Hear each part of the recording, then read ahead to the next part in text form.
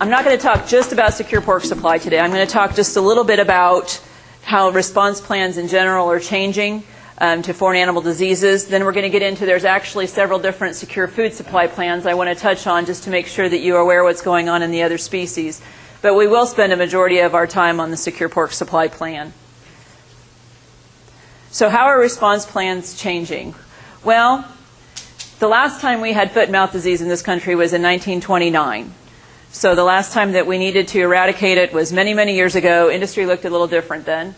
Even classical swine fever, I'm going to talk about 3 different diseases a little bit today: African swine fever, classical swine fever, and foot and mouth disease. So the last time we had classical swine fever, we eradicated it in 1978. Even think about what the industry looked like in 1978. Things have changed since then.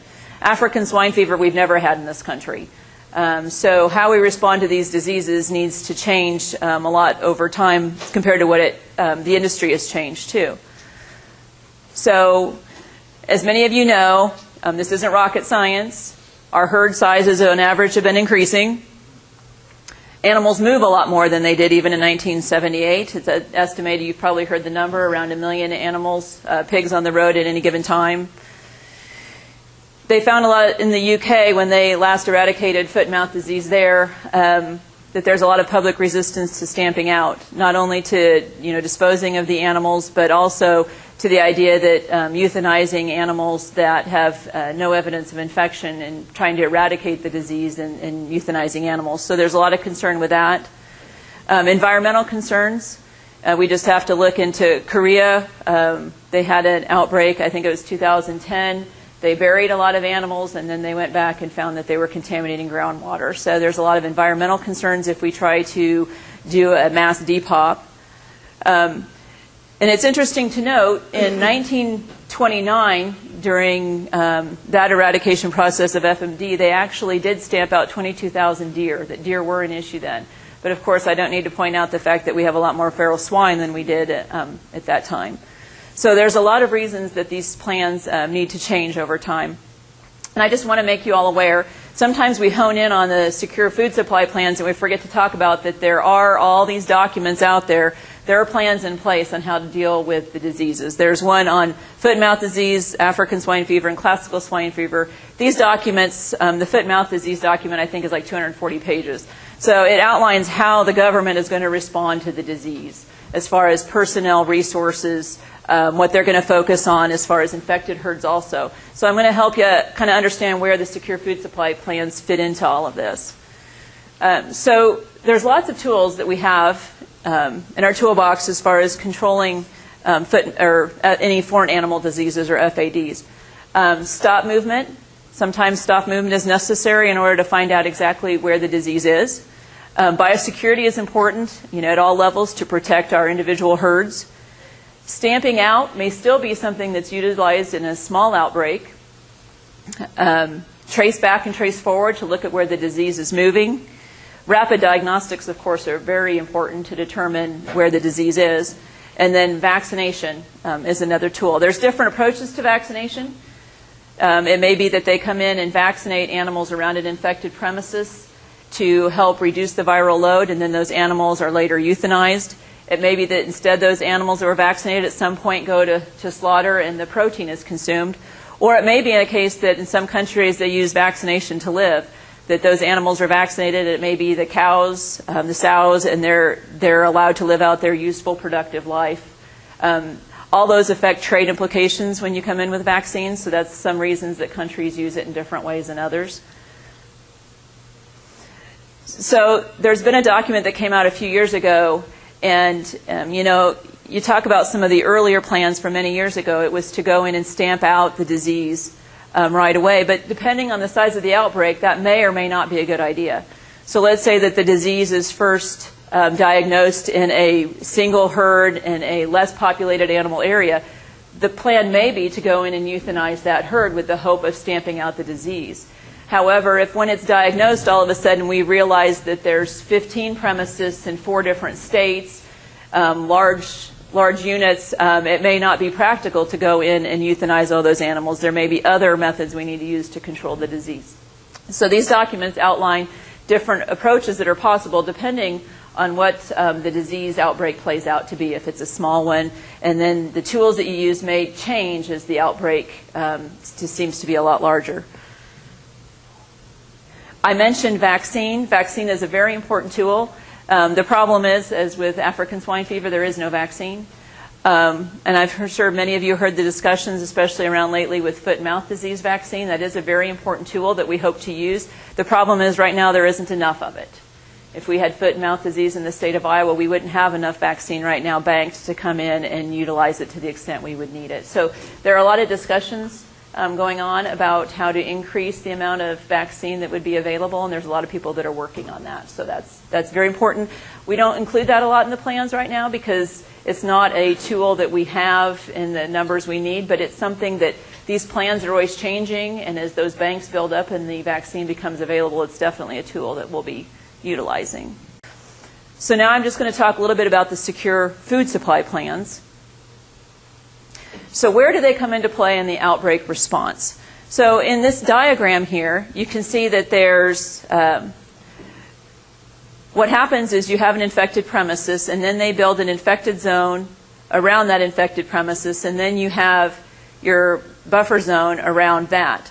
So you may have one or two or a couple infected premises in each of those red circles, but then you've got all these other dots which are different sites or premises, and especially in the yellow area, they're not infected, and there's probably some there in the red area that aren't infected too, but because of the disease response effort, that's going to be under quarantine.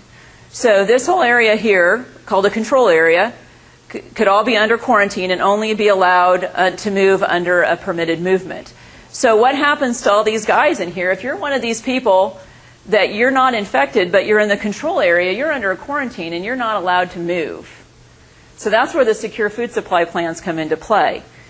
We've been in discussions for a few years now. Academics, the industry's been at the table, the federal and state animal health officials, as to what is doable at the premises level on the pork production site that could be implemented to help protect these herds, and also provide assurance to the state animal health officials that they're going to allow that animals to move from that site under a permit and not spread disease around the country. So that's where the secure food supply plans come in, is we want to help these sites in here that are affected by the quarantine but not infected by the disease. So our center had worked earlier too on the secure egg supply plan. There's secure egg, turkey, and broiler, and they're all working into a joint secure poultry supply plan. That was tested, of course, in the high-path avian influenza outbreak.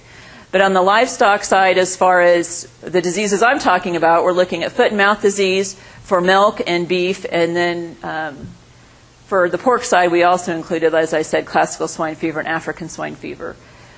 Milk, they are more looking now at the movement of just the milk. Their animal side of things, they're kind of throwing in with some of the biosecurity measures and things that are coming out on the whole farm side as far as on the beef plan. We were one of the first that are really looking at the movement of the animals. Right now, the secure beef supply, they've been working on the movement of animals from the feedlot to the packing plant. So this next year, they're going to start taking it back and start looking at what they can do as far as the cow-calf producer. On the secure pork supply, we've been looking at animals moving onto the packing plant or moving to the next stage of production. So our goals in these secure food supply plans are to detect, control, and we want to contain the FAD as quickly as possible. But we also want to avoid interruptions in animal and animal products that show no evidence of infection and allow these animals and animal products to keep moving on through the chain. So the big thing is, and you hear a lot of this, is to maintain the business continuity for the producers, the transporters, and the processors through all the response planning. So again, we want to try to help those that are affected but not infected. A lot of it we're doing is based on risk-based. Anything that we can utilize, that the science is out there, we include in the plan, but we just want to make sure that the consumers have the product on there. I want to be able to have my bacon and my ham during an outbreak and not have animals euthanized, that we prevent the product from going to the consumer, or we destroy the industry in the process. So there are voluntary pre-outbreak components, and we're going to get into this in a little bit here. All the plans have biosecurity measures. We talk about surveillance, epidemiology questionnaires to find out what's coming off and on the place. There's a lot of movement permit guidance out there, and the University of Minnesota has been working on different risk assessments. And these are guidelines, and that's something that we have to emphasize, is that they are guidelines only. So the responsible regulatory officials during the outbreak need to make decisions based on how the outbreak is evolving. And that's one thing they found with the high-path avian influenza is the virus didn't read the textbooks, it didn't read the plan ahead of time to understand it was supposed to affect backyard birds more than it was supposed to affect the commercial flocks. So you never quite know how the virus is going to play out in an outbreak situation. So we always like to emphasize that these are guidelines. So now we're going to spend, like I said, a majority of our time on the Secure Pork Supply Plan. So the goal of the plan is to provide a workable business continuity plan for pork premises, again, no evidence of infection, and their associated industries that is credible to responsible regulatory officials, and it is voluntary. We've been working on this for several years now, trying to tweak it. It's been an industry, state, federal, academic concerted effort. It's been funded through the USDA APHIS and the National Pork Board. Again, I talk about voluntary participation. We've talked about where the movements can occur. We've revised these. We did a pilot test a couple years ago. We've done lessons learned. As we learned with the high-path AI that we had the responsible regulatory officials trying to take an egg plan, a turkey plan, and a broiler plan that were somewhat different and trying to make sure that all those components were implemented on the site so they could allow eggs to move off and the turkeys to move off the site. So we quickly discovered that if we're giving them a milk plan, a beef plan, and a pork plan, and we don't have the same terminology and try to make them as similar as we could, that there was going to be a problem. And that also, what about the producers that have more than one species? So I may have 2 finishers and I may have a cow-calf herd.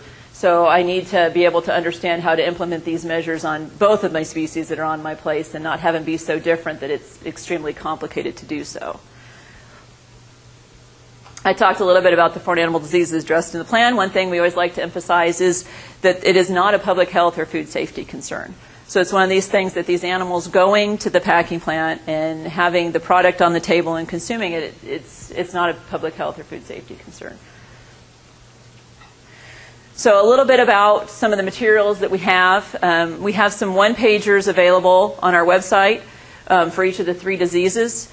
It talks a little bit about the clinical signs to look for, how it's spread, and what's going to happen if this is diagnosed in the United States and what I can do to protect my herd. So we have, like I said, a little bit there on foot and mouth disease. There are some groups that do use the term hoof and mouth disease, so be aware of that. I know there's a group in California that they like to use a lot of hoof and mouth disease instead of foot and mouth disease. Again, classical swine fever, some different pictures, a simple one-pager that you can print off the website. And then we also have one on African swine fever. And if you look at the clinical signs, for those that don't know a lot about classical swine fever and African swine fever, of course, foot and mouth disease, you're looking for blisters, right? That's pretty unique to, well, okay, not the swine industry anymore, right? But African swine fever and classical swine fever, if we get a low virulent strain, it could look a lot like any of the endemic diseases we have in the herds. It could look like salmonella. It could look like PRRS. And so it's one of those things that we really have to be astute to an increase in clinical signs and what the animals are doing. So what's going to happen on day 1 of an outbreak? So a case is diagnosed somewhere in the United States. Our country notifies the OIE, which is the World Trade Organization for animals. Our exports will be stopped. They will start setting up control areas, trying to determine where exactly the virus is. So they'll start with, obviously, go back to the infected herd. They'll start testing herds around. They'll look for where animals came off that herd, and then they'll start testing those herds. So what could happen is that there could be a stop movement in that area. It may be that they say, okay, people within this miles or within this state or however they deem necessary, No more shipments going out. We want no animals moving. Okay? So, and that'll be in that control area. And there may be multiple control areas. It depends, again, on what happens with the virus. So sometimes when we make this comparison, we kind of go back and compare it to what happened with the planes with 9/11. And we're not trying to minimize what happened in 9/11, but it does help people understand. You know, you have these animals that have already left this control area, no different than you have planes up in the air. So what are you going to do with these animals that are on the road? Okay, they left the control area. It's known that they came from the area where there was an infected case. So some of those may continue on to their destination. The airplanes that were getting close to the airport may have been allowed to land at that airport. They're trying to bring these planes, land these planes as quickly as possible. It may be that they had just taken off from the airport and that they're asked to turn around and go back and land. So it may be that animals on the road, if they had just left, are asked to turn around and go back to the site of origin. Then you have, just like the airplanes anywhere in between, you have all these trucks with pigs on them that are somewhere in between. What happens to them?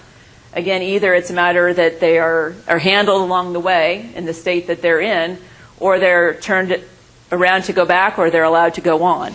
But they need to land somewhere. And there would be no new initiated movements of animals while they figure out, and that could be for several days to a couple weeks, depending, again, how many positive cases that they're getting as they're trying to figure out exactly where the disease is. So that's one thing we tell producers, is that you may need to manage your animals for a period of time without being allowed to move them while they figure out the extent of what the disease is.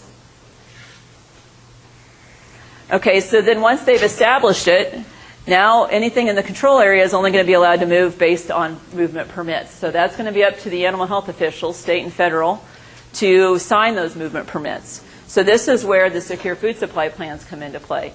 Do you have everything in place that would convince the animal health officials that they're not going to spread disease if they allow those animals to move?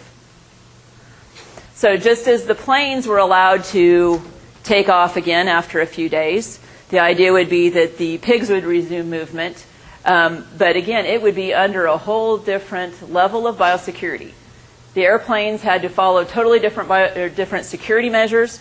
So on these farms, you'd have to have enhanced biosecurity. There'd have to be surveillance in place, and then they'd have to only be able to move underneath a movement permit. And again, with high path AI, everything was permitted. So if feed trucks need to come on, they have to be under a permit. Anything coming on or off the place has to be able to move under a permit that's in a control area. And one of the most important things that they found that could slow the process down is people that don't have premises identification numbers or PINs. High path AI, they had to have a lot of people in the state office here entering PIN information because some of the sites did not have PINs. And that PIN needs to reflect the location of the animals. That's the other problem. It can't be the business office in town, or if the owner lives in town, it has to be the location of the animals. So what goes into the thought process of issuing a movement permit? So to move to another production site, you have to have the premises of destination. So where are they going? Does that site want these animals? If they're coming out of a control area, do you want to accept the animals if they're coming to your site? If they're going to slaughter, does the slaughter facility, are they still processing animals? That's obviously needs to occur. The incident command officials need to be willing to let those animals leave the premises. And the state animal health officials in the state of origin and the state of destination both need to agree that it's okay for those animals to move. So there's a lot of pieces and decisions that need to occur. What might influence that decision if they do it? Well, if you're an animal health official, you're going to want to make sure that, to the best that you can tell, that you've been proven that these animals are showing no signs of infection. The phase and type of the response is, are we in a small outbreak or a large outbreak? If there's just one site or two sites infected in the United States, are they going to be more likely to allow animals out of that one control area or less likely? If there's a lot of control areas, are they more likely to maybe allow animals to move between control areas? Where are the animals moving to? Are they moving into another control area within that control area, or to a production site outside of the control area? And then have they been vaccinated? Have they recovered? There's other questions that we're still discussing. But what about the consequences of not allowing movement? That's huge. You know, if animal health officials aren't going to sign off on movement permits, there's going to be a lot of animals that are going to have to be euthanized for welfare reasons. So what we have right now, and I'm going to talk a little bit about the Secure Pork website. We have a website. Not all the documents on it are the most current ones because we have another friendlier website that I'll show you too that we're working on and putting a lot of our time into that we're hoping by this fall we have everything current and we'll launch that one and not utilize the other one anymore. But what we have is a summary plan. It's a very short 6-page document. It highlights the different components that are needed to implement Secure Pork on the site and the information that would be needed possibly by the animal health officials to be able to approve a permit. We have different links within the document. Sometimes when we give these Secure Pork talks, we don't talk a lot about these other documents that are all in play, and so people aren't aware of them. So we made sure that we linked to them if you want to go see what other kind of government documents that there are out there that talk about how to control the outbreak, that you can go to those documents and look at those. Of course, a big thing is biosecurity within these plans. You've probably heard people like to say it's expensive and inconvenient, but so is a foreign animal disease. So are your animals becoming infected with foot and mouth disease. That's going to be very expensive and very inconvenient. One thing that we have to think of, in the pig world, I talk to my colleagues which are working on the dairy and the beef plans, and it's biosecurity what? My husband and I are cow-calf producers, and there's not a lot of biosecurity that's utilized on a lot of the beef sites or the dairy sites. To have them write a biosecurity plan is something that a lot of those producers have not done. Whereas in the pork world, there's a lot of people that have biosecurity plans in place. But the concern is, a lot of the domestic diseases we have here, there's a lower pathogen shedding. We've got a little bit of a immunity buildup to it. When we get these foreign animal diseases, we have no immunity in the national herd. There's going to be high levels of pathogen shedding. So it's going to take a lot more biosecurity than what we're using now in many herds to be able to protect the herd against these foreign animal diseases. It's the producer's responsibility ultimately. It's my responsibility to keep my cows from getting sick. It's the regulatory official's responsibility to try to keep the disease from spreading between sites. So we have to remember that as producers, that it's important for us to try to protect our own herds by implementing these levels, this level of biosecurity. So what we have is a biosecurity checklist. There's 10 different categories, as you see listed on the left there, and then there's different segments under each one of those. We're not too prescriptive in how you do that. We tell you what needs to be done because production can be so different, in Colorado versus Indiana and things as far as weather and stuff, or in Texas where they're not dealing with snow. And so there's different things that we tell them that they need to have in place, and how they accomplish that is what you're to put in the biosecurity plan.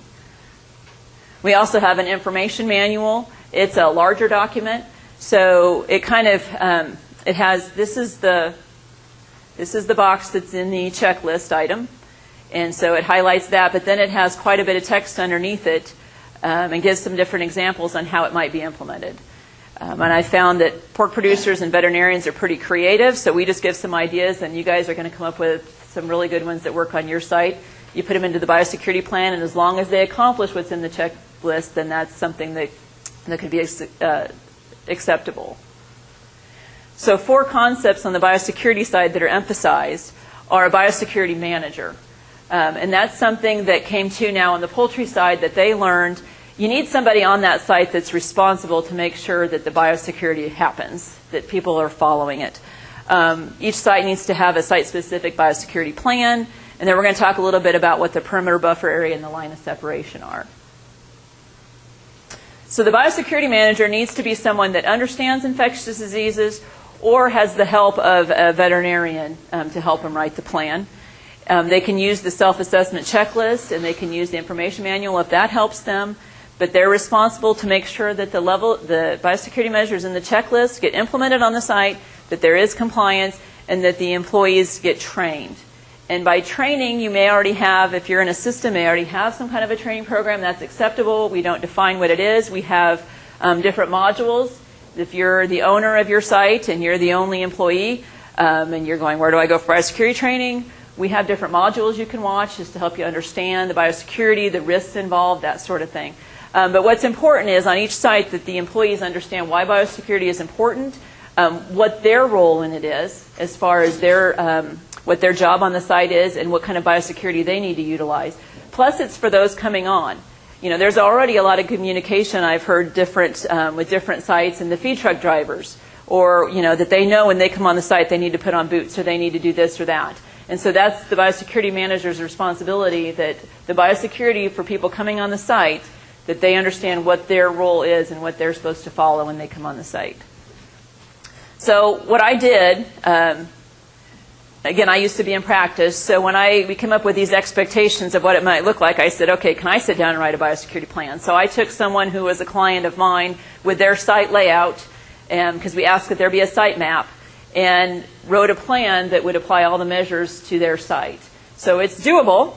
It's something we've had 2 different sites outside of our group that have piloted this, and they were able to write the plan and implement the measures on the site.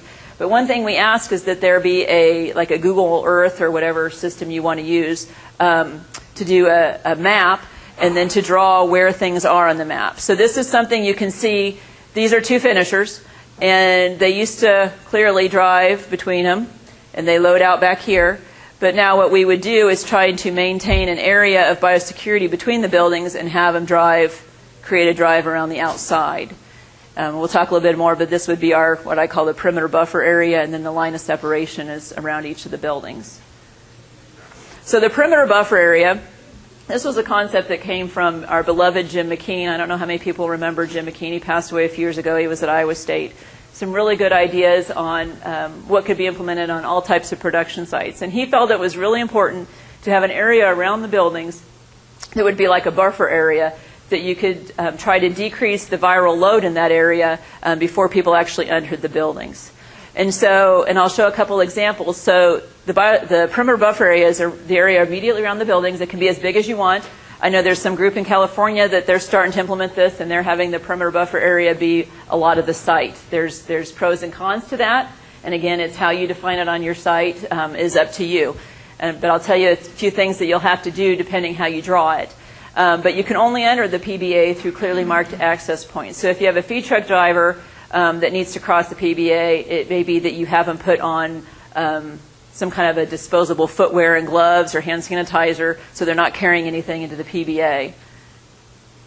The PBA access points are areas where people can cross over. It's where equipment can come in. You can't just cross over anywhere and drag possible virus from where outside equipment and trucks have driven on into the PBA area. So anytime anything crosses into the PBA, you have to follow certain biosecurity measures.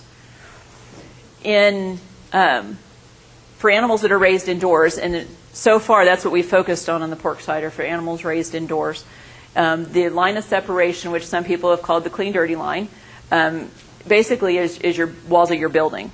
Right? And so when people cross that line of separation as they enter the building or inside the doorway or wherever you draw that line, it may be the shower, people have to follow certain biosecurity measures when they cross the line of separation or the LOS. So again, it's that they have to, there's equipment and supplies have to be cleaned, disinfected. That could be fumigation, that could be ultraviolet light, whatever works, you know, for your unit, but they have to be cleaned and disinfected. People have to take specific biosecurity measures also. Again, it could vary depending on the site. So here's just one example. This may be something like a sow unit where you've got enclosed walkways that connect the buildings. You want one entrance for the employees to come in so that you can keep site-specific clothing, coveralls, footwear all in just one location. But you may also have lines of separation where the animal loadouts are. So you have to have an entry gate that's controllable. In this example, it's kind of light on here, but we have our perimeter buffer area is this area that's a little bit bluish. So the idea is that employees during the day, if they need to go on the outside of buildings to pick up deads or whatnot, that they can move their equipment and things inside the PBA without worrying about crossing paths with the feed trucks and things that aren't. So anything that enters into the PBA would have to go through a PBA access point, and there has to be a C&D station. So we talk about, there's a lot of measures on here that producers can implement prior to the outbreak. The C&D station, I anticipate, would not be one of them. But we ask in your biosecurity plan that you have a description of how you're planning it in day one of fulfilling that requirement. So it's a matter that if you need to bring a skid loader or a tractor or something, it would have to cross through the C&D station. to try to prevent, you want to try to keep this area out here as clean from virus as possible. So it may be that, that you have feed truck drivers that need to cross over to open bins and the PBA access points. You may have a couple of those. You may have different lines of separation, but the idea is that you control what people are doing every time they cross over one of those points. This is another example. This was one of my clients. They had 4 1,000 head finishers. And what we did in this example, added just a small building. I think of maybe a little larger building than one of those like lawnmower buildings that you have in the backyard to store lawn equipment, that sort of thing, gardening stuff. That you could add a line of separation. You could have them cross over, put on site-specific coveralls and boots. You know, we recognize in this situation, when you enter the finisher, you're not going to have a nice changing area. You can throw down a bench there and change your coveralls and everything. So the idea would be if you could do that at a small building, and then you walk into the PBA. Again, here's your PBA. This is all would have a low or no viral load, right? And so you put your boots on, you come out the other side, you walk into, still within the PBA, into the building, and then when you cross each of those buildings, it's going to have that line of separation still. When you cross over into there, you have boots that you put on that are specific to that building. It's no different than the years that we used to use foot baths at the building, but all the hog buildings I've been in, I had never seen a foot bath that had ever been maintained to actually accomplish anything. So instead of washing your boots when you cross that, you're changing your boots. So you make sure you have that line. And they have to be clearly marked line. Sometimes I go into buildings and take photos for some of my educational material. And I went into one that used to be a client, and I hadn't been in there for years. And so I said, you know, I walked in and I said, so you want me to change your footwear? And they're very polite people, and they didn't want to, you know, correct me or really tell me what to do. And they had a lot of boots there, and I'm like, so they had no line marked. I'm just like, so what's the process here? And they're like, well, you've kind of already stepped into, but there's no line on the floor. There was nowhere that anybody put footwear. You had no idea what the process, you know, at least if it's marked, you have an idea of, okay, to that point, obviously I have to do something now before I take a next step over this. So that's very important, and we talk about that as having the line of separation marked, having bench entries. That obviously makes someone stop and do something. So communication is very important. I talked a little bit about some of the equipment, vehicles and equipment coming in and out. You ask about the trucks. We talk about if trucks are going to enter the PBA, that they have to be cleaned, disinfected, and dried. You know, so do we do truck washes? Do we have enough truck washes to clean and disinfect and dry all trucks? No. So there are different ways you could draw your PBA, allowing trucks to come on, maybe not crossing the PBA. Sometimes with the loadout chutes, there's a way to do things. So there's creative ways to look at this and see how it works for each site. Carcass disposal, we don't promote one way or the other. We just talk about it being done in a biosecure manner. Another thing that you need to think about, though, is that if you're not allowed to move animals for a low period of time, you may have an increased number of euthanasias on your place. And again, I'm talking about uninfected herds. So it would be euthanasias maybe due to welfare reasons. And it may be that right away you're not allowed to move those carcasses off your site. So if you had to, is there a way that you could dispose of your normal mortality on site if you're not given a permit to move those animals off site? Something to think about. Manure management. Again, that can be an issue. I was in my friend's front lawn chatting with her when across the neighbors there, they were trucking in the manure to spread on the fields there. And, you know, this isn't going to happen during a small outbreak. There's not going to be a lot of manure hauled from a control area if there's going to be concerns about spreading virus. So it's something that you have to think about some of these things. If I'm not permitted to move this right away, what am I going to do? What's a good plan? These are just a small assortment of the animals that occur in my backyard, including my dog. We have turkeys walking through, geese, deer. If only I got a picture of all the coons, skunks, possums, and everything else. So that's a luxury we have right now, having animals that are raised indoors, right? We can control these animals entering our buildings a lot easier than they can on the milk and beef side right now. So we have to make sure we have good rodent, wildlife, and other animal control measures in place. And feed, a lot of times we talk about just that it's transported, stored, and spills are picked up, things to focus on. You know, there's going to be a lot of discussion, I anticipate, too, on what's going to happen in the feed mills. I was at the co-op one day filling up the car with gas, and I always take a lot of pictures for my presentations, and there were about 6 deer eating off their wonderfully heaped corn pile outside. So from a standpoint, we talk about deer carrying disease. If these deer are infected with FMD and they're eating corn that could go into our livestock, that's something that we're going to have to all think about too, is how that's going to be managed. We talk a lot about contingency plans. It's very important that we have plans for inclement weather. If I can't clean and disinfect my vehicle because I'm in the middle of a snowstorm, what other options do I have? And you may have all kinds of different options that you could just make sure that you've thought through those. We talked a little bit about stop movement, manure storage. I mentioned the biosecurity training. We're going to skip that for a moment. There's some biosecurity posters. Patrick has lots of those that he would love for you to put in the buildings. Just talk to him. He'll make sure he gets there. They're laminated. Wonderful. I'm going to talk just a little bit about surveillance. I'm going way longer than I anticipated. We do have some surveillance documents. We talk about the tests that are currently available, what sample options there are. We talk about, we have educational materials on oral fluid collection, nasal swabs. The concern is if the outbreak gets too large for the responsible regulatory officials, that they don't have enough manpower to send to the sites to collect the samples, that it would be ideal from a producer's perspective to collect those samples yourself. And so the idea would be that under the supervision of an accredited veterinarian, if your accredited veterinarian's worked with you, that you know how to hang ropes in the buildings. Pork producers do this all the time. You guys collect samples for PRRS, different endemic diseases. So that would be the ideal situation, is if the resources of the government officials are past the point that they need the help, that it would be that the producers can step up and collect those samples, knowing that they've been trained by their accredited veterinarian. And we have informational material on the website showing how to do those too, especially if you're training any new employees. We also are working on some modules on helping you recognize what the different diseases look like. There's a pocket guide that's available, and you can download that off the site showing what foot-and-mouth disease looks like. And it's really cool because it's a flip one, and on the other side it shows you what it looks like in feral swine. It's harder to see because the skin and hair is darker. And then we also have that translated to Spanish. Different lesion posters, helping you, remind you what to watch for. An important thing is record keeping. We've talked a little bit about that. The EPI questionnaires that you were presented with are going to be pretty in-depth.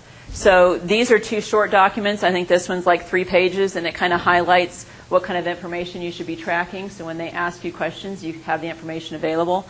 This one's just a sample questionnaire. It's only a few pages. Again, it's something you can try to fill out and see if you can be able to answer some of the questions to know if you're collecting that important information. We're going to go ahead and skip the challenges because we're going to be out of time for that. I want to show you, those are what the different websites look at. This is what our old website looks like, that if you go online right now, that's what you're going to see.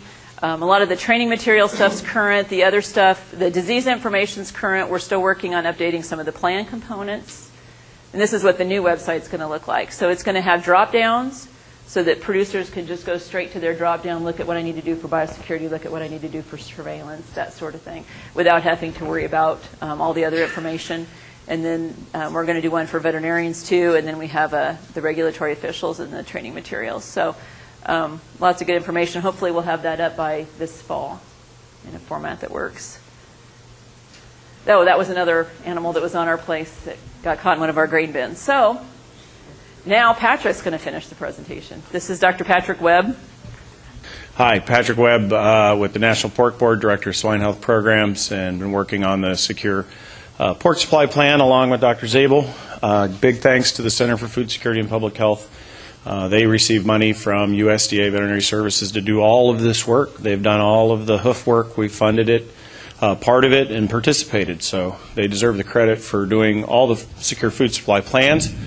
Real quick. As you saw, there's a lot of information that has to be gathered, a lot of producer data that has to be shared. Our board of directors has just allocated a supplemental $1.7 million This is going towards the development of a system for producer enrollment into the Secure Pork Supply Plan, along with providing the ability to share information with the state animal health officials specific about their participation within the Secure Pork Supply Plan, which would allow animal health officials to make determinations on permitting people that fall within those disease control areas. And so that's kind of a big deal. That's been the last leg to the stool for secure pork supply. We have a plan. We're working on an implementation guide right now that will be available at the beginning of next year. That's the cookbook for producers to use that will allow them to cookbook their way all the way up to the point of being able to enroll. We have the expectation that basic enrollment will probably start next summer for those producers who are interested in participation. And so this is an exciting time for the industry. And so if you need any more information specific to that, you can visit with myself or Dr. Zaabel. I encourage you to go to securepork.org. All of those great bits of information and education, there's a sheet up there that has everything that Dr. Zaabel talked about. All of this is available free to pork producers off of our pork store or pork.org. The other thing in the interim, as we're working towards the implementation guide being available and the education outreach for that, you can prepare today. We have a FAD checklist that's sitting up here for you to take home with you. These are some of the basic activities that you should be doing on your farm as far as getting prepared to respond or to help the response for a foreign animal disease outbreak. It's fairly simple. It's in checklist format. The checklist on the front, the rationale for each of the categories in the back. It's one thing that you can do today that if you follow the checklist and go down that list, you are actually preparing yourself regardless of whether we have secure pork or not. This will help you support your state animal health officials in response. Again, we look forward hopefully to next year at World Pork Expo to roll out the enrollment components to it. And like I said at the beginning of the year, the implementation guide will be available so you can have a real good understanding of the processes that you'll need to go through to be ready to enroll in the summer. So, what questions are there? So the question is, who's in charge during the outbreak? Yeah, is there state level things? Right. So if there is a confirmed case of a foreign animal disease in your state animal health official will be the lead. They'll also get support from their federal animal health official at the state level, and they'll usually run these things through what's called a unified command. Every state differs as to who throws the switch as far as, in the state of Iowa, the Secretary of Ag is the one who will throw the actual, let's go and let's get this thing contained. Other states, it might be the state vet. It's a good idea to understand in your state who is the controller of that, but when it comes to managing the incident, it'll most likely be the state vet or one of their employees, as well as the federal veterinarian in a unified command. So if I understood correctly, when you have pigs moving across state lines, what's kind of the approach to make sure that there's absolutely. Dr. Zaabel and their group have been very integral in working with the state animal health officials to gain acceptance. What this plan will do, it actually draws a line into the sand of the program standards that people are participating in would have to do. Therefore, the states have something to evaluate. And so we've seen with the Secure Egg Supply Plan that there is a great acceptance of that plan across state lines, which was a good thing because it allowed for the movement of eggs and egg products. And I would expect that we're going to have the same willingness of state animal health officials to work with those producers who do move pigs across state lines that are participating in secure pork. So how does a foreign animal disease incident end? What you have to do is you go through your control area, you find all the cases. You have to mitigate all those cases and remove that virus from the environment. That's either euthanasia disposal, the use of vaccine, cleaning and disinfection on sites that have infected animals. Once that area is taken to negative, there's a period of time there that they'll do what we call sentinel work on those positive farms to make sure that we got all the virus cleaned up, and then they'll release the area and you'll go back to being in what's called the free zone. I think that pushes us up on time. Dr. Zaabel and myself will be outside for a short period of time if you have any questions, and thank you very much.